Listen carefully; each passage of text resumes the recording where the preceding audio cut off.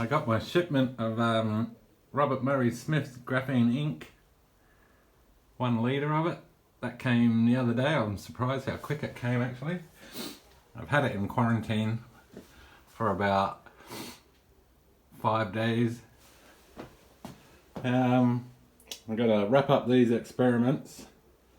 These are the other cells from the previous tests. I'm going to give this a charge. It hasn't been charged for a while.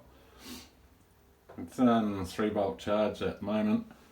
This one here was the carbon coated zinc hexacyanoferrate. I changed the electrolyte to zinc chloride and iron 3 chloride. They're not supposed to be mixed. It was looking promising.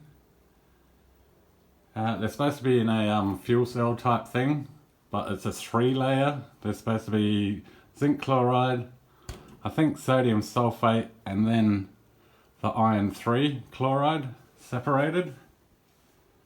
It was looked very promising. It's had 13 charges and it was doing 130 milliamp hours on the 13 charges, and then it just collapsed.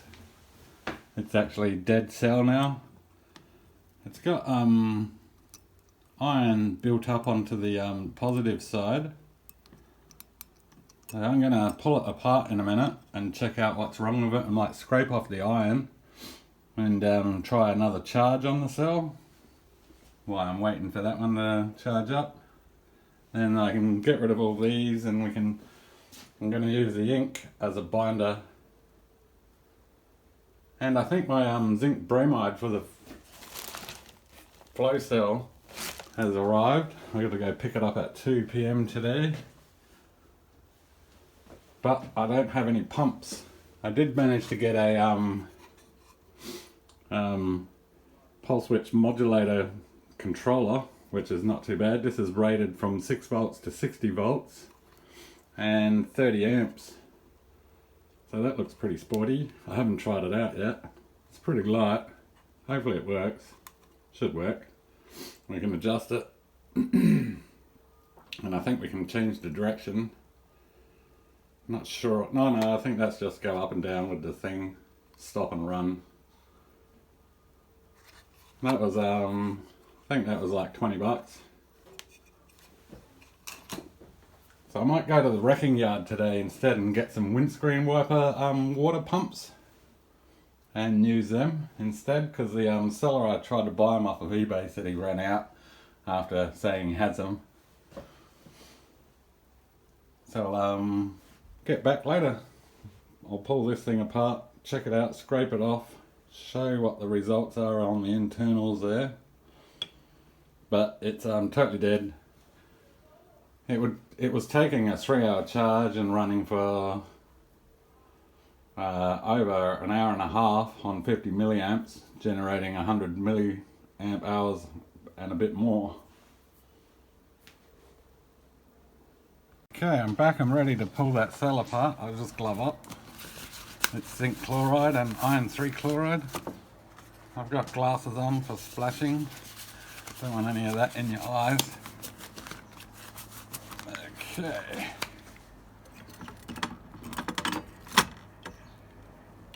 Tip that out. Okay, you can see a heap of iron built up on the positive side. The negative side was wrapped up. And I've got it separated with toothpicks at the moment.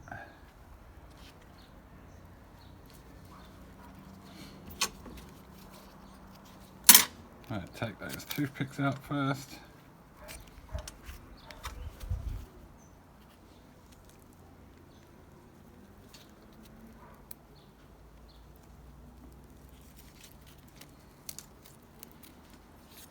Well, you can see there where the rubber band was, how thick the iron's built up.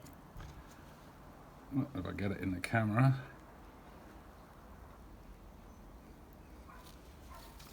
Let's get this other one off. So it was actually looking good, the cell, but it's just collapsed. The electrolyte's not supposed to be mixed like that, but I didn't have anything to separate it with. So looking at that, our surface coating's it's sort of a bit mushy, but the iron 3-hexacyanoferrate still sort of on that carbon pad. That's actually stuck. I don't think we'll be able to revive the cell by just scraping the stuff off. And sorry, that's the negative plate. The iron's built up on the negative plate, not the positive. The positive's the zinc hexacyanoferrate one. And that's sort of stuck on there. Oh no, that carbon pad's off, but we have zinc built up. If you can see that there. We have layers of zinc. It's well attached. I'll scrape that off later. The separator's sort of intact, but a bit brittle. Oh yeah, it's starting to break apart.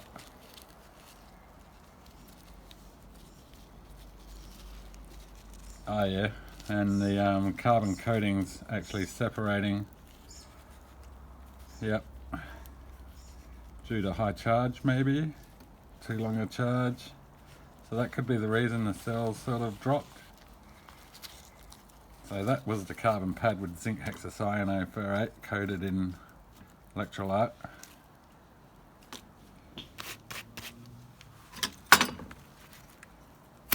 Yeah, that's really stuck there, that's bonded.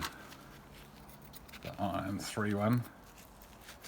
Whoa, it's like welded. Yeah, it's totally fused. Look at that, that's a good bond. I'm struggling to break that off.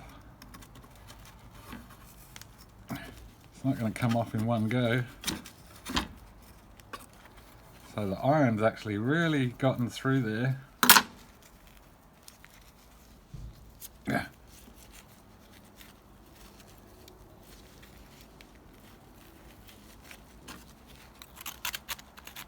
And it's really plated under the stainless electrode. It's going to take a bit to clean this one, I think. But it is sort of coming off now with the scraping.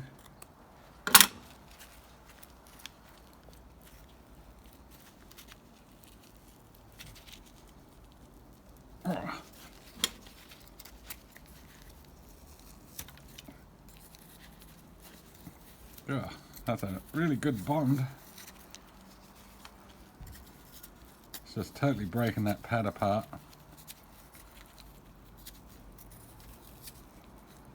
So it may have lost its conductivity as well. Perhaps that's the reason why it's sort of stopped working. There we go.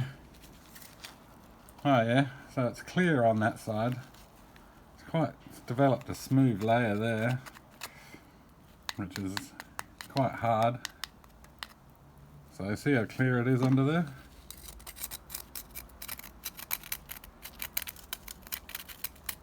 So the cell may have produced better results because it was actually layering itself up and creating more surface area, perhaps. It was 100 and something milliamp hours for all of that 13 charges. Alright, I'll continue cleaning that down. So that cell's history now. The electrolyte looks like it's like the zinc sulphate, the zinc chloride sort of drops to the bottom and the iron floats up. It's sort of brown at the moment, but when you charge it, it goes black and it leaves this white layer underneath.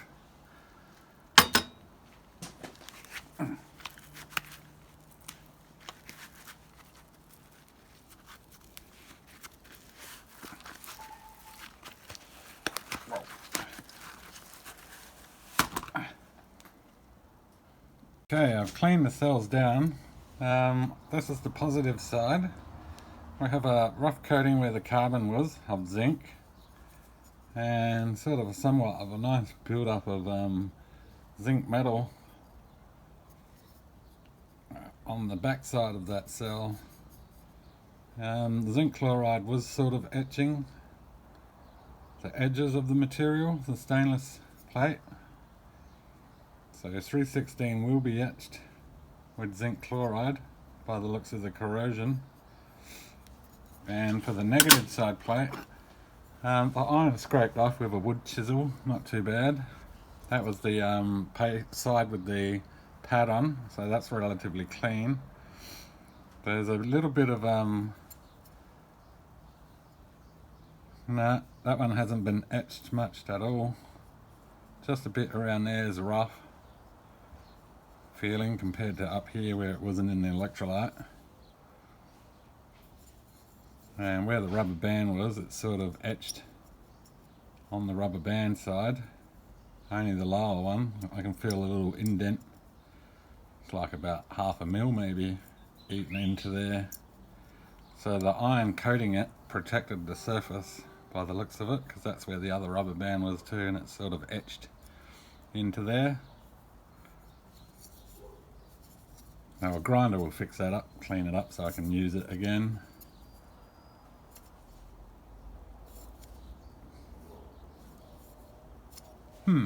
So there you go. So it's like a plating cell, I think. It's not really great at all. That's really stuck on there. That ain't coming off in a hurry, and there's a big pit in the positive side right there, if you can see it. That's nearly like 1 millimeter deep.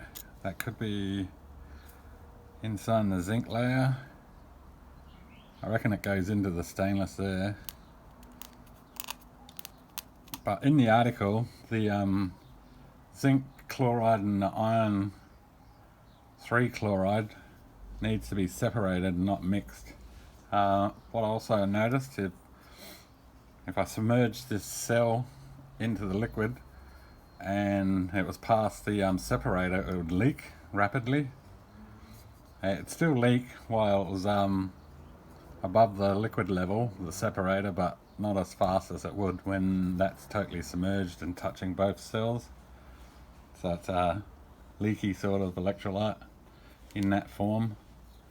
It's supposed to be a redox couple, the iron chloride and the zinc, the zinc chloride and the iron chloride. So I'll let this dry out and tip it in the bin when it's dry. Okay, the cell's still working. That was the manganese dioxide and zinc hexacyanoferrate cell. 68 milliamp hours and 71 milliwatt hours. It's around about the same amount it had a couple of months ago. Ran for 1 hour and 22 minutes on a 2-hour charge at 50 milliamps, and the voltage bounce back is 1.3. It was only 0.08 when I first started the charge in volts, but it's been idle for sitting in the electrolyte for like a month. So tomorrow I'll try the aquarium activated carbon version, which is next to the cell there. See if that one's still valid, and we'll go from there. Zinc bromide, it's stored under pressure. It's hygroscopic, which absorbs water from the air. Has extreme warnings on the side there. So it's pretty harmful, this stuff. So I'll be doing this experiment outside on my table. I'm probably going to have to stick the electrolyte in these containers. I don't have a pump yet. I was going to use milk bottles, but it might corrode and eat through them, so I won't. I've got the aquarium activated carbon charging up. It should be ready. It's 1 hour and 10 minutes, 2 hours and 10 minutes now, at the same voltage the other one was done yesterday. So just set that up and we'll see what we get. Okay, this voltage is down. The other one was 2.1. We're 1.9. Starting our 50 milliamp test. Oh yeah, it dropped really rapidly. It's dead. So So the cell's not that good. Looks like the activated carbon one doesn't really work well. So manganese and the feather carbon one works much better. That one's a dead cell as well, so I'll try 20 milliamps.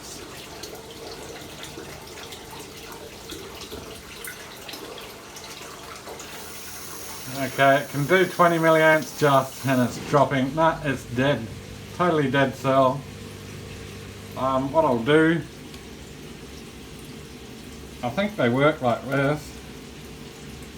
We got 1.8 volts connecting that other cell, not connecting the middle plates, which is quite weird. And we'll run a test. Oh no, it don't work either. Alright, so that cell's knackered. Oh well, there goes my day. I gotta go find some water pumps after the washing's done.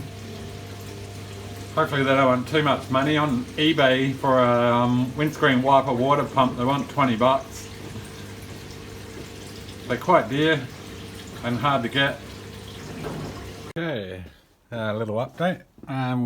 I managed to find some windscreen wipers. They wanted $15 a piece for those second-hand things. I discovered they don't suck liquid, so they have to be at the bottom of the tank, which the cell may not work now because the bromide's heavy, but it may. This lead, that's the outlet, so it will go in through the bottom and out the top, and hopefully it will mix up down into there. I've got two tubs. One will be the negative and one will be the positive. I can't believe no one noticed. I was using bolts on both plates, and last night I was getting ready to set this up, sort of. Well, I was thinking about it and I was like, those two plates are connected, so it would have been just a short circuit. That's why my probably my crude H2O water splitter, I pumped it through there and I wasn't getting any voltage, but I probably know right why now, because the bolts were bridging the two electrodes. Oversight. Maybe nylon nuts. It's siliconed up, it's still tight. I've just got clamps on it, so hopefully it won't leak. I don't think it will.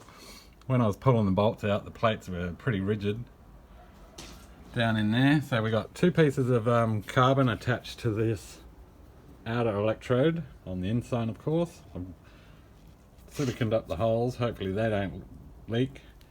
I got a spill container, and I'm gonna probably put this plastic bag over the whole lot so it doesn't, if it does, one of these pipes pops off while we're running, it won't spray electrolyte all over me. Have the speed controller. I'll have the motors connected in series, so negative to negative and positive to positive, and connect them to the output port, connect them to that dodgy battery which is on charge. This battery shorts out my charger, so it's got a short through here or something's going on, so it's dead anyway. It's got the red light there. So I'll let that charge up today. I'll keep the charger running when we run this thing. It may not work. Just trial. If it works, it's good. If it doesn't work, well, we haven't lost anything except for a bit of cash, like those things. Plus those other 3 little motors I bought, which are useless.